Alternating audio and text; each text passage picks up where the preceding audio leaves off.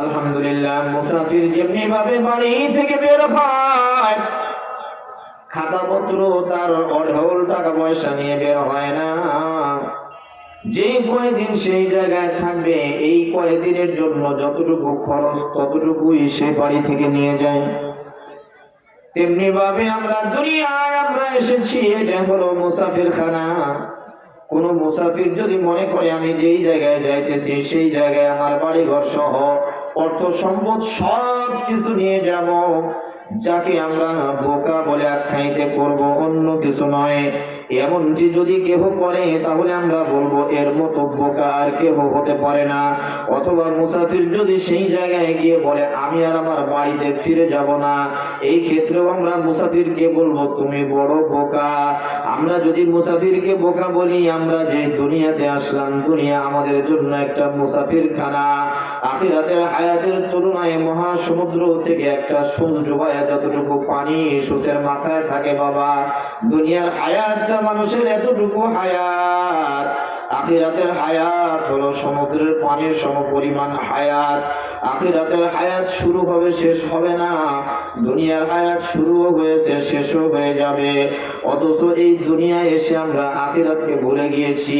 ওই মুসাফিরের মতো মুসাফিরকে যেমনি আমরা আহামক আর বোকা বলছি, ওই মুসাফিরের চাইতে আমরা বললাম আরো বড় আহামক আর বোকা।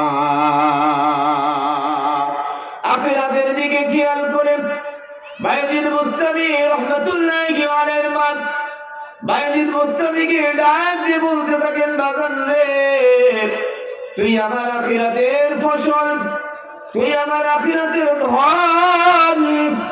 দুনিয়ায় তোকে আমি দুনিয়ার কোনো কামাই খাওয়ার জন্য তোকে আমি লেখাপড়া করাবো না, আমি আখিরাতের লেখাপড়া গুলো করাতে চাই। তার মানে কোরআন তেলাওয়াত যেই জায়গায় হবে, যে প্রতিষ্ঠানে হবে, সেই প্রতিষ্ঠানে আমি তোকে ভর্তি করে দিতে চাই।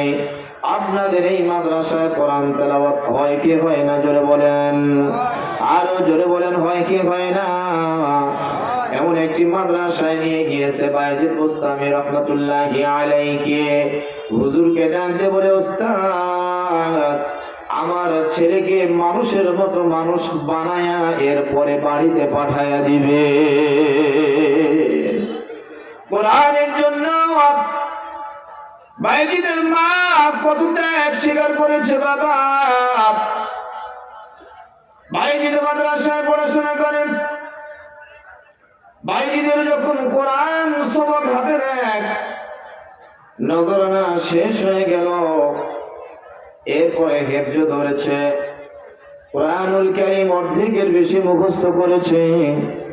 ওস্তাদকে ডাকতে বলে, ওস্তাদ জি, অনেকদিন আগে বাড়ি থেকে আমার মা মাদ্রাসায় রেখে গিয়েছে, আপনি যদি ছুটি দেন তাহলে আমি আমার মার সঙ্গে দেখা করে আসতে পারি। দেরি করবো না, মার সঙ্গে দেখা করে 2-1 দিন বাড়িতে থেকে আমি চলে আসবো। ওস্তাদ বলে, বাজান রে, তোমার মা তো বলেছে মানুষের মতো মানুষ না বানায় তোমাকে বাড়িতে পাঠাতে নিষেধ করেছে। বলে, ওস্তাদ তাহলে আপনি কি যেতে দিবেন না? বলে, তুমি আরো কিছুদিন পরে যাও।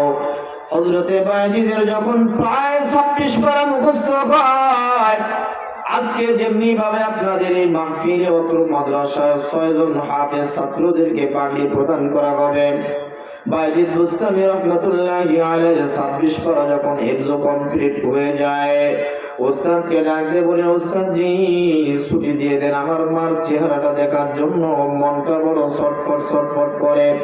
বায়জিদ ছুটি দেওয়া হয়। ওস্তাদ বলে, যাও হে বায়জিদ, মার সঙ্গে দেখা করে তুমি চলে আসবা। বায়জিদ মনের আনন্দে মাদ্রাসা থেকে বের হয়ে বাড়ির রাস্তায় রওনা দিয়েছে। অনেক দূর বাড়ি ছিল বাবা। বাড়িতে যখন পৌঁছে গিয়েছে, বায়জিদের মা বারান্দা থেকে দেখছেন বায়জিদ আসতেছে। আমার বায়জিদকে দেখা যায় হাঁটি হাঁটি পা পা করতে করতে মাদ্রাসা থেকে আমার বায়জিদ বাড়ির দিকে আসতেছে।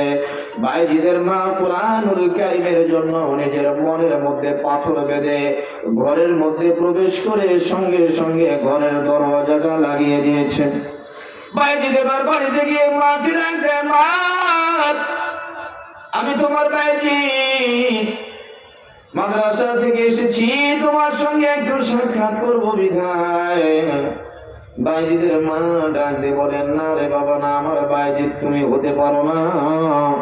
তুমি যদি আমার বাইজিদ হও, আমি তো মাদ্রাসার হুজুরকে বলে এসেছিলাম আমার ছেলেকে মানুষের মতো মানুষ না বানায় বাড়িতে পাঠাবেন না।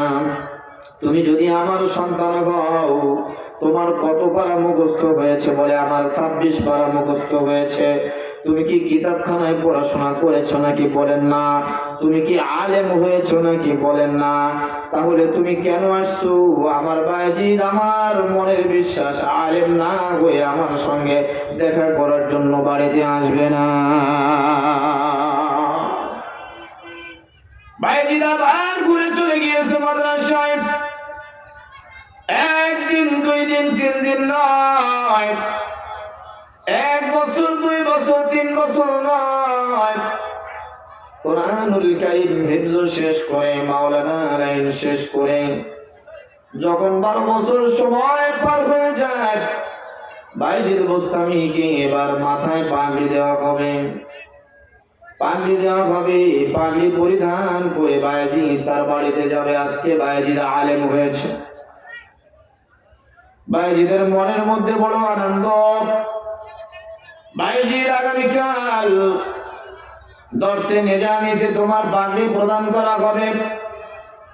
ইলমিয়তের পাগড়ি তোমার মাথায়, তোমার শরীরের মধ্যে পাঠানো হবে। প্রতিষ্ঠানের সমস্ত ছাত্র শিক্ষক তোমার পাশে দাঁড়িয়ে থাকবে। পাগড়ি পরিধান করে এখন তুমি মানুষ হয়েছো, মানুষের মতো মানুষ হয়েছো। তোমার মার সঙ্গে দেখা করার জন্য যাবা। বাইজিদ বুস্তামি রহমাতুল্লাহি আলাইহি আগামীকালকে আগ্রহে আছেন, অধীর আগ্রহে। বাইজিদ বুস্তামি রহমাতুল্লাহি আলাইহি রাত্রি বেলায় ঘুম আসে না। 12টি বছর হয়ে গেল, নিজের মায়ের চেহারাটা পর্যন্ত দেখেন নাই। বাইজিদ বুস্তামি রহমাতুল্লাহি আলাইহি আল্লাহর কাছে দোয়া করতেছেন, মালিক 12 বছর যাবত আমি আমার মাকে দেখি নাই। আল্লাহ তুমি কবুল করো, আমার মাকে যেন আমি গিয়ে সুন্দরভাবে সুস্থ অবস্থায় দেখতে পাই। এইদিকে বাইজিদের উস্তাদ ঘুমিয়ে আছেন।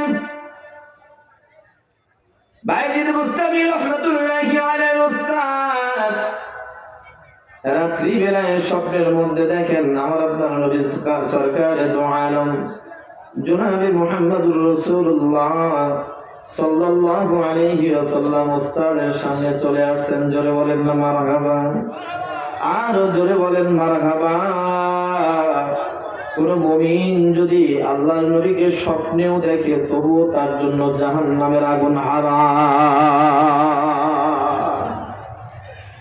বাইজিদ বুস্তামির উস্তাদকে ডাকতে বলেন, ও আমার উম্মত, আল্লাহর বান্দা, আগামীকাল বাইজিদের মাথায় তুমি পাগড়ি প্রদান করিয়ে দিবা, ইলমের পাগড়ি প্রদান করিয়ে দিবা। আমি মুহাম্মদুর রাসূলুল্লাহ সাল্লাল্লাহু আলাইহি ওয়াসাল্লাম তোমাকে অর্ডার করছি, তুমি আরেকটা পাগড়িও তাকে তুমি দিয়ে দিবা। এই পাগড়িটা কিসের পাগড়ি এটা আমি বলবো আপনাদেরকে, একটু পরে বলবো। বাইজিদের দাম জমিনের মধ্যে কত বেশি, ফেরেশতাদের মধ্যে হযরত জিবরাইল আলাইহিস সালাতু ওয়াস সালামের দাম যেমনি ভাবে বেশি, তেমনি ভাবে জমিনের মধ্যে অলিকুলদের মধ্যে বাইজিদের দাম ঠিক জিবরাইলের মতো মানুষের মধ্যে বেশি। এমন একটা বাইজিদ বুস্তামি রহমাতুল্লাহি আলাইহি আরেকটা কি পাগড়ি দেওয়ার জন্য আল্লাহর নবী বললেন, এটা আমি আপনাদেরকে একটু পরে বলবো বাবা। আমি বলতেছিলাম মুমিনদের গুণ হলো ইন্নামাল মুমিনুনা আল্লাযীনা ইযা যুকিরাল্লাহু ওয়াজিলাত কুলুবুহুম। মুমিনদের সামনে যখন